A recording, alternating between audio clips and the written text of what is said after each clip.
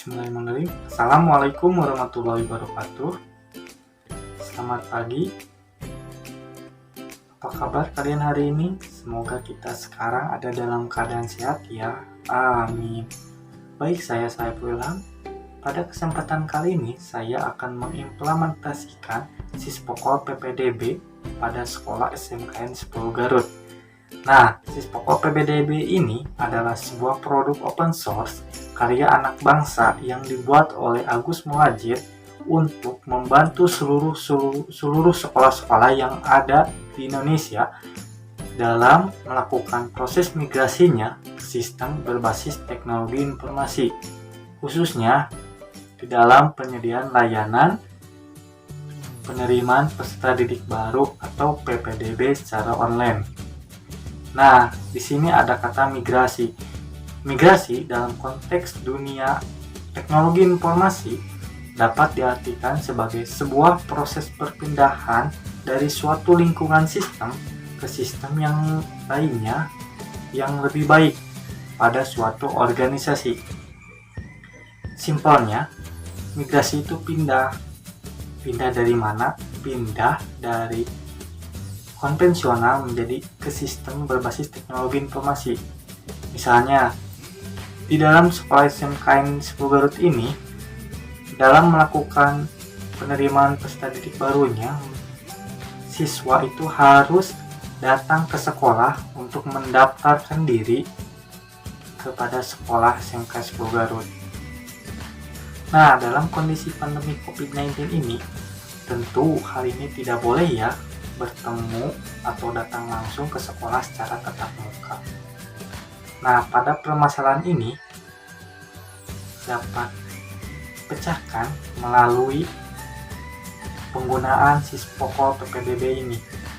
Di dalam Sispokol PPDB ini, siswa dapat mengakses atau mendaftarkan diri dimanapun dan kapanpun selagi masih ada atau mempunyai koneksi internet yang memadai. Nah, implementasinya videonya akan ditampilkan sebagai berikut. Pada video kita kali ini,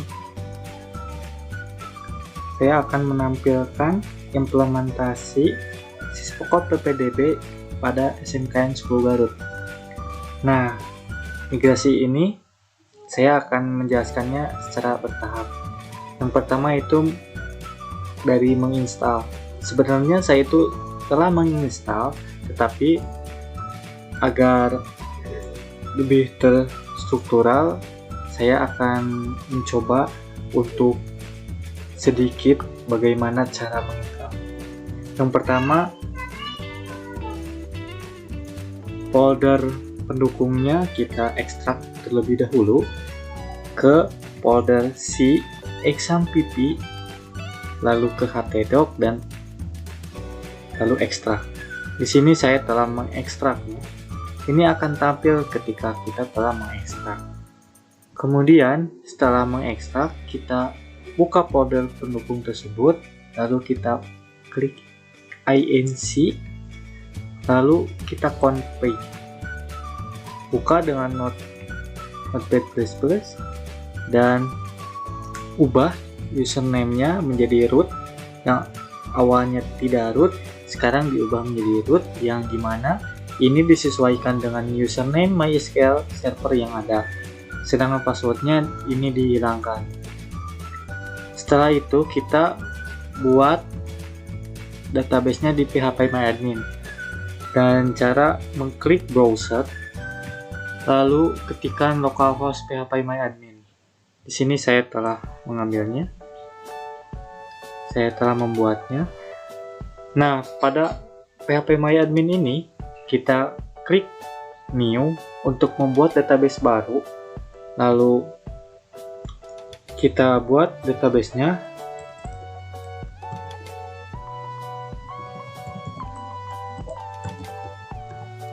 Nah, setelah itu create. Setelah itu ketika kita telah membuat database-nya, kita import database-nya. Nah, cara importnya yaitu klik import, langsung pilih file, lalu cari database-nya di htdoc, folder pendukung, ke database. Nah, ini database-nya. Lalu kita klik open. Lalu klik go. Nah, setelah di klik go, kita akan tampilan ini akan muncul.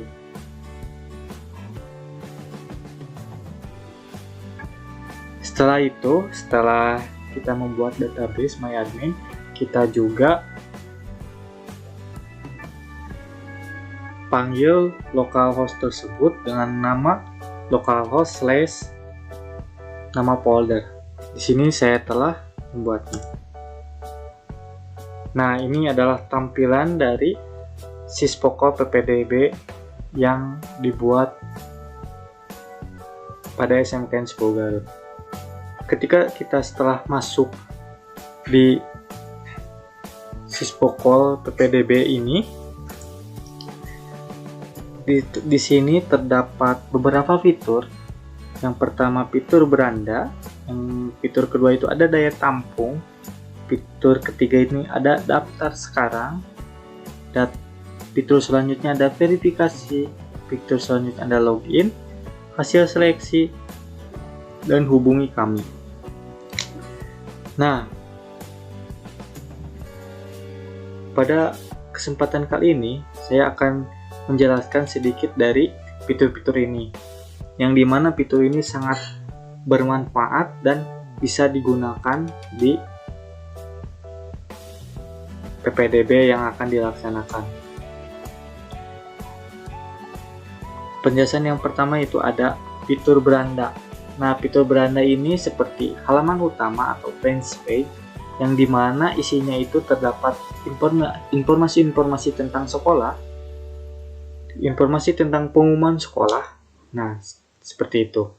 Sedangkan daya tampung adalah kapasitas yang diterima oleh sekolah tersebut. Pada kapasitas PPDB SMKN 10 Garut ini, kapasitasnya diberi maksimal 1000 orang. Setelah daya tampung, kita ke daftar sekarang. Nah, pada daftar sekarang, siswa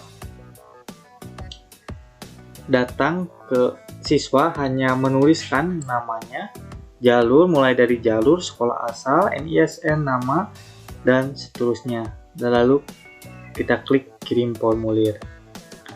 Setelah itu ada verifikasi. Nah, di dalam verifikasi ini, sebelum kita pergi ke verifikasi, siswa harus terlebih dahulu mengisi daftar sekarang. Kenapa? Nanti akan diberi username dan password. Nah, username dan password akan diberi secara otomatis oleh sistem ini. Lalu kita dapat mengisi verifikasi.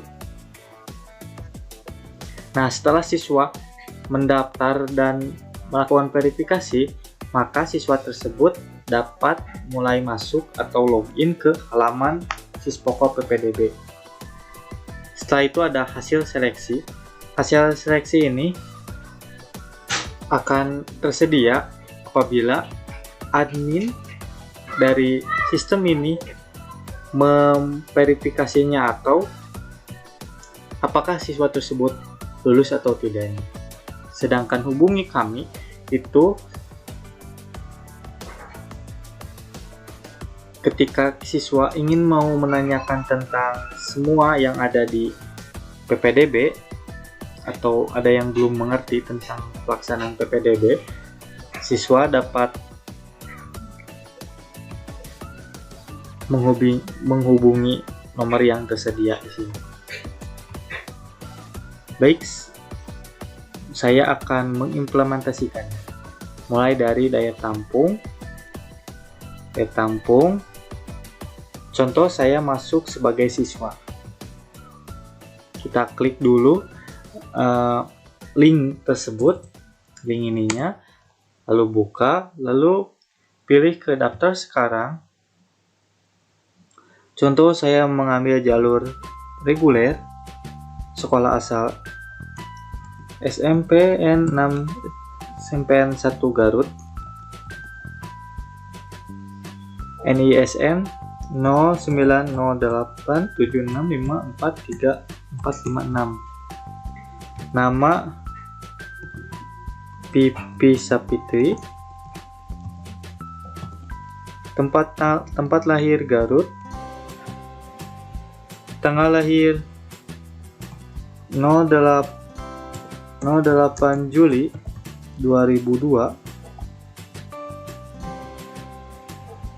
Jenis kelaminnya perempuan, agamanya Islam, status anak kandung, anak pertama, alamat Garut Kota, telepon 0812 9287 7876, email saifulilham 0608@gmail.com. Lalu setelah mengisi data diri siswa, lalu kita mengisi nama orang tua. Contoh, nama ayah, nama ibu, bun. Dan alamatnya sama di Garut Kota. Pekerjaan ayah wira swasta.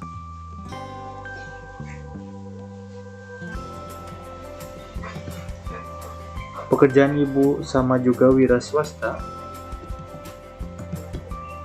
Dan teleponnya sama dengan yang pribadi, 0812 9287 7876. Lalu pilih ukuran foto 4:6. Sini saya fotonya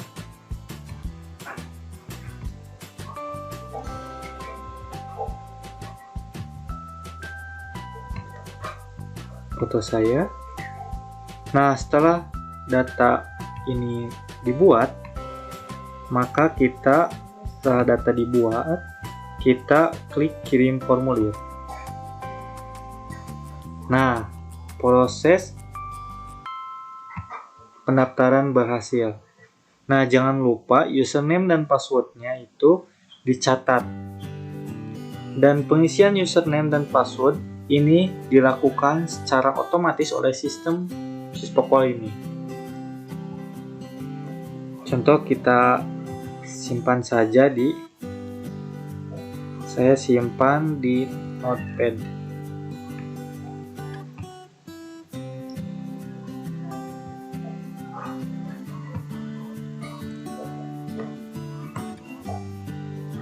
Nah, setelah menyimpan, kita langsung pergi ke halaman verifikasi untuk mengisi atau membayar uang pendaftaran. Nah, di dalam halaman verifikasi pendaftar ini, username, masukkan username yang barusan dibuat dan passwordnya.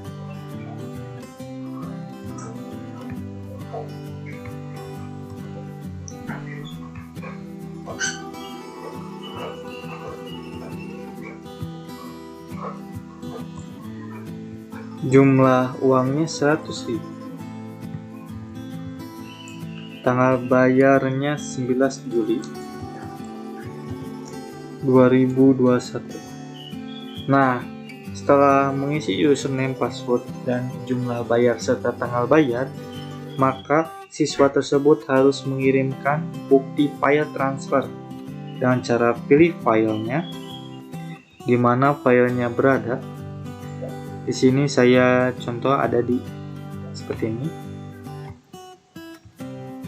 Lalu klik kirim verifikasi. Nah, proses pengiriman atau pembayaran uang pendaftaran PPDB ini telah berhasil. Lalu ini akan diproses kembali oleh admin, yang dimana admin dapat login ke sini, ke halaman login, dan memasukkan passwordnya, lalu klik lanjut. Setelah masuk, lalu dapat memilih siswa tersebut apakah layak untuk diterima atau tidak. Setelah itu,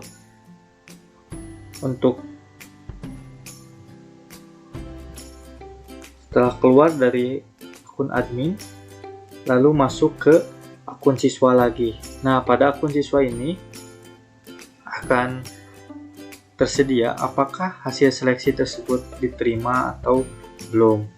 Dan pada halaman ini, proses pendaftarannya masih berlangsung dan belum ditutup. Lalu hubungi kami. Nah, hubungi kami ini adalah siswa ketika siswa belum mengerti atau mau menanyakan seputar PPDB ini, maka siswa dapat menghubunginya ke nomor yang tersedia. Nah, Sispoko PPDB ini, apa yang ditulis atau apa yang siswa buat akan tersimpan ke database. Contohnya tadi namanya Pipi.